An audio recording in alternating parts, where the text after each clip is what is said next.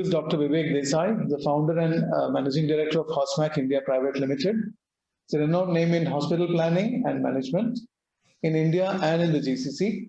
In his consultancy career spanning more than a decade, he has advised more than 600 hospital projects in areas of feasibility studies, market research, hospital planning and management consultancy in India and overseas.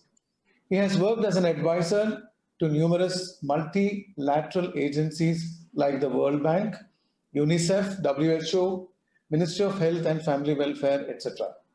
He has been invited on prestigious industry forums as a special invitee to chart out various policy guidelines for the growth of the healthcare industry in India.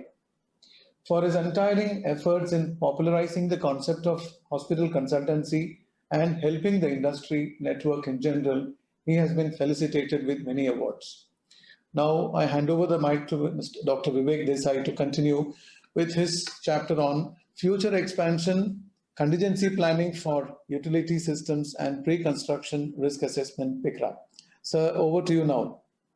All right. Thanks, Vinod. Thanks also to Kaho and Nishan to having coordinated this for me. So I come from a different background. I'm a medical doctor, so and I have to speak on a topic which is to do with building construction. So I'm going to share some of the experiences, that we have had. Hosmac as a company runs consulting, which is about designing of hospitals. So we do fair amount of brownfield projects where existing buildings are either converted into hospital or existing hospitals are expanded or renovated, or they change certain things. So for example, in Jaslok Hospital in Mumbai, we are bringing down the ICU from say 19th 20th floor to floors which are less than 30 meters, which is as per the newer guidelines, that critical care needs to be less than 30 meters in height, because otherwise in case of fire you have a problem. So those kinds of things. And many a times we get assignments where you have to convert an existing building, which could be a hotel or which could be an IT building, or it could be a mall. So we converted a fairly large 700,000 square feet building, which was a Lulu Mall in Abu Dhabi, into Burjeel Hospital, which is a star hospital in Abu Dhabi. So various kinds of, so I'm going to share with you how do we go about doing this, what are the things, that one should keep in mind. So the thing that what all key points one should keep in mind when you're expanding a hospital, and older buildings, especially those which were built much beyond 20 years, 30 years, and Joyce Hospital will also fall into that, and he probably would be facing that kind of a problem. So first thing is one needs to check the feasibility of the structural loading, of the building, because you probably use better technologies which are heavier. It may impact the load of the building. So in fact, in Jaslok Hospital, we had to even go down deep, to strengthen the foundation. Can you believe that? Something which extremely difficult. So after the structural, audit that we do, and we understand that, how we have to strengthen the other, and we also need to do this, that what would happen for the life of combined structure in years to come. So like in case of, like, again, taking the name of Jaslok, that if I'm going to put a cath lab upper floors, or bringing the operation theaters down, or shifting the radiology, we are going to add a full staircase actually there also. So all those things will have a combined life, the existing structure and the new structure. So that also needs to be audited by the structural consultant, and conveyed. The strengthening needs to be done for all the structural elements, so which is like the slab on which we put equipment, the beams, the columns, the footings, and all of that. Okay. When you're doing this, the existing facility will be on hold when the strengthening work is going on. So you probably, from an administration point of view, need to understand the revenue model, that whether how that revenue model is going to pan out for you. Okay, so that is important for you to understand. So we did that kind of an exercise also for existing hospitals. So we have done this kind of work for Breach Candy Hospital in Bombay. We've done this for, Jaslok. We've done this for Wadia Children's Hospital and some others, where existing hospitals were changed. So we had to do this revenue loss kind of thing. And in some cases, some interesting models were also evolved. Like, for example, in a hospital where we were doing some room renovation work, the room above and on side and below were given a waiver, of the room rent, so that the patients, don't, otherwise nobody likes to have sound and sort of a little dusty kind of environment around them. But, that carrot of room rent going free was given, so which helped the hospital to actually, pacify the patient. Okay. Then you need to check the sound levels, noise, of course, which is there. I'm going to talk about it a little later.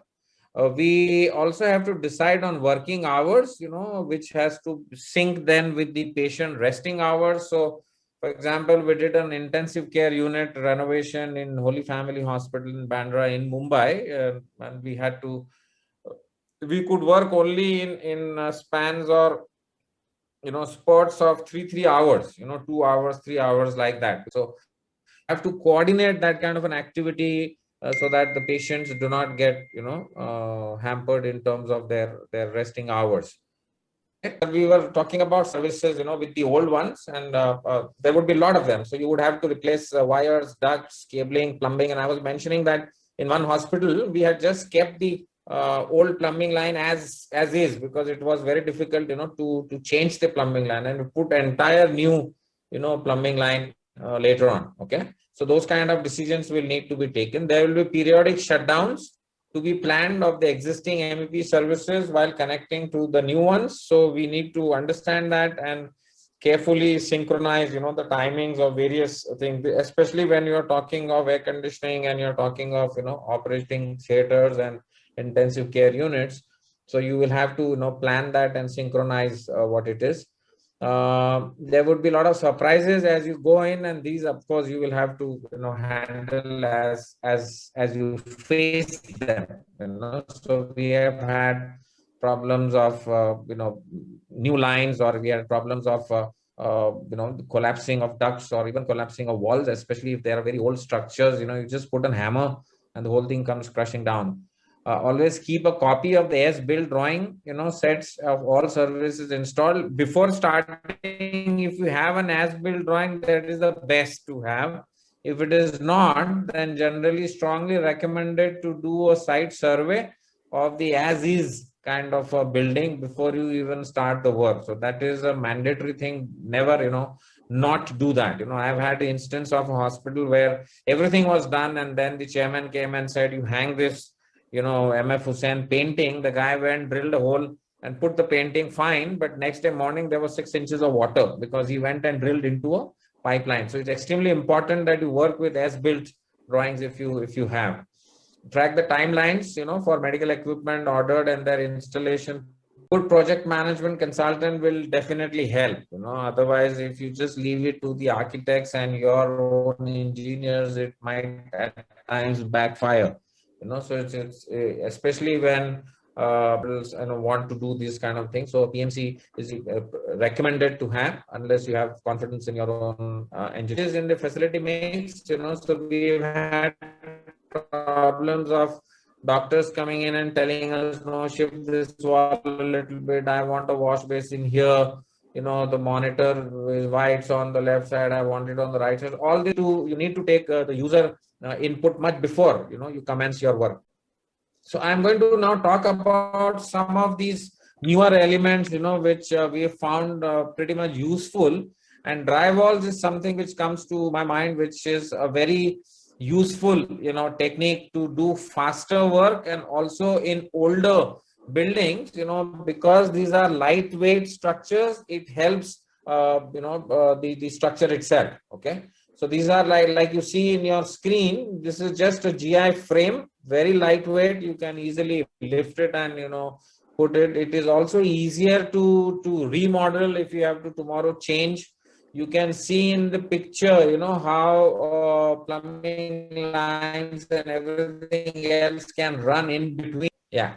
Now, a little bit about this infection control problem, that one would face, and how do you handle it. So this is very well done of course, much ahead in terms of construction technology. The photograph given here, there are some FGI guidelines, be done much in advance, protection from airborne contaminants, and what kind of barrier. Okay, I'll do that. Water supply is proper. They should follow how the security bit of it should be handled. All this should be planned out properly. Construction workers should be given their ID cards and everything else, which most of you probably would be knowing. And how to remove the debris. That is the most, important thing that you do. Many a times you forget to provide bathrooms. Be cognizant of that fact and give them, proper hygiene. Otherwise, hygiene will become a problem. Okay. So the next slide is, around the air conditioning system.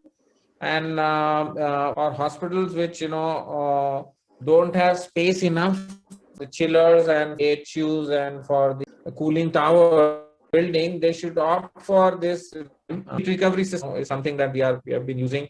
The heat pump systems are the most popular amongst a lot. Okay. It offers you precise control, so that becomes much easier to handle. Next slide, please. Then a little bit about vinyl flooring, and we also have nowadays vinyl wall coverings. So this is a material which we find is best for expansion, for quicker work, for handling older building projects. We don't want to load the existing slabs with more stone or tiles or whatever. You don't want to bang the floors because it shakes the whole building. So all those kind of things can be avoided by doing vinyl tile floors. Okay. Only thing to remember is done, otherwise you will get bubbles. Okay. So if the base is done with a proper system, you could even use at times we have used the mosaic floor. We've done mosaic floor, and on top of that, we have done this. Or a self-filling compound, which could be put into the flooring vendor's scope itself. So this is one of the best thing. It goes on the right angle, so you don't have any dust accumulation.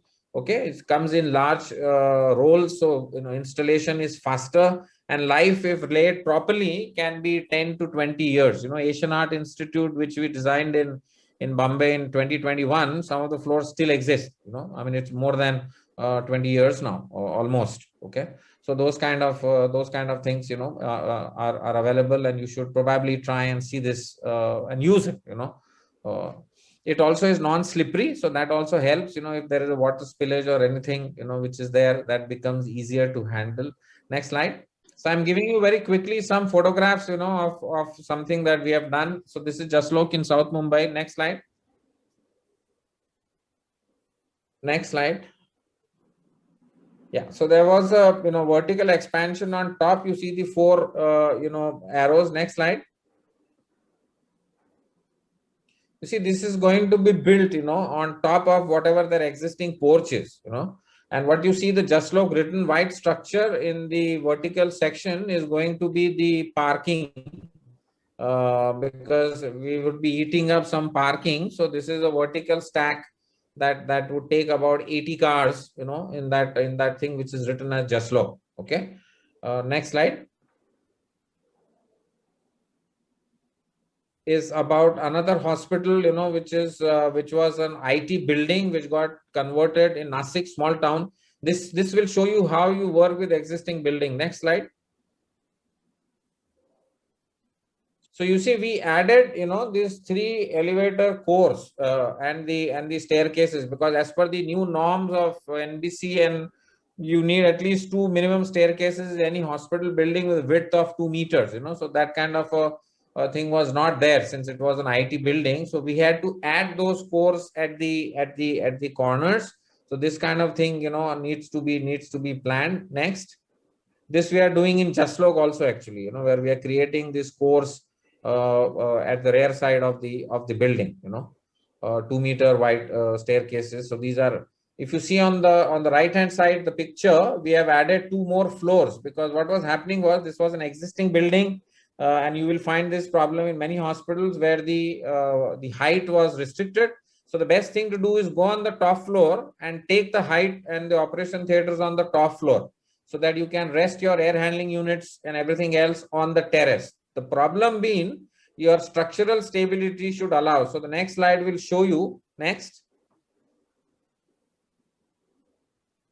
So here, there was a problem of, height. So this is why we have gone and taken the topmost floor. Next. So you see those, red columns which are encircled. Now these were existing columns, and because we were adding on top 2 more floors and the load that was coming on it, they were wrapped with carbon reinforcement polymer fabric. The next slide will show you, that fabric which gets wrapped around. So this was something which we did, to strengthen the building and take the 2 floors, especially the operation theater floor, which was 4.5 meter in height, to allow for the HEPA filter, installations and the plenum, sizes which are almost like 2 feet, in the width of it. So this was something which, helped us to take that load on an existing, building. The similar thing has been done in terms of jacketing at Jaslok also, which is also very old building. And there, like I said, we have done some kind of strengthening in the footing of the building also. But unless you do this, unless you do a proper, structural audit and a structural system is reinforced, please don't get into expansions. Okay, it might lead to a fatal mistake. Next.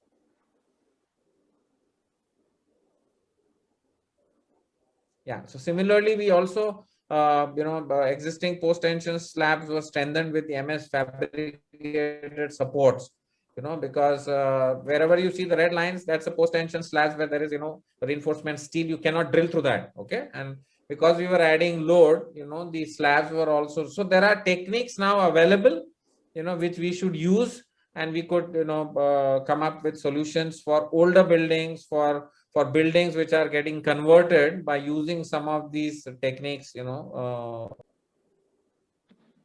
this is the actual facade, so we added those 2 more floors and the facade became the same. So if there are any questions, I'm happy to take that.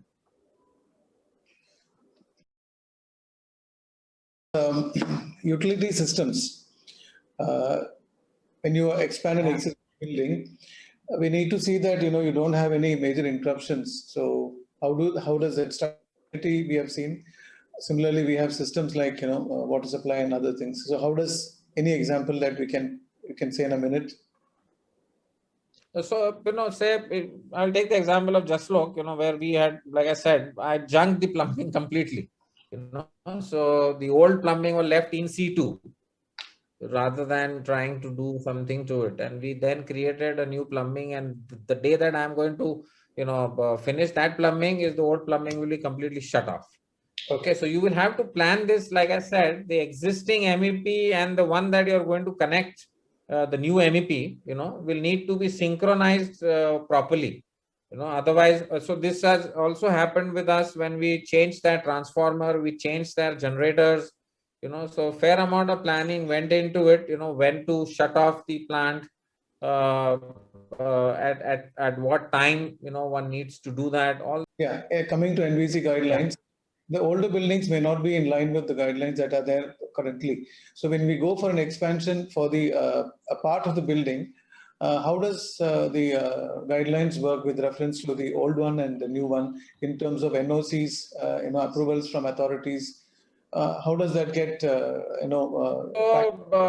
hospitals which want to undergo major structural change, then you have to follow the new set of NBC, and that is what happened with some of the hospitals, where they said that if such a major change you are going to make, then you will need to follow the guidelines of staircases, the distances of staircases, the widths of staircases. You will need to add, more staircase. So many hospitals do not, try and do a very major structural change. Any major structural change means you have to go to the authorities, and they are now become pretty much strict, so firefighting is one of the key things which is not there in many old hospitals, So once you go for an application of additional and expansion, then you have to follow the newer set of guidelines. Sir, thank you so much.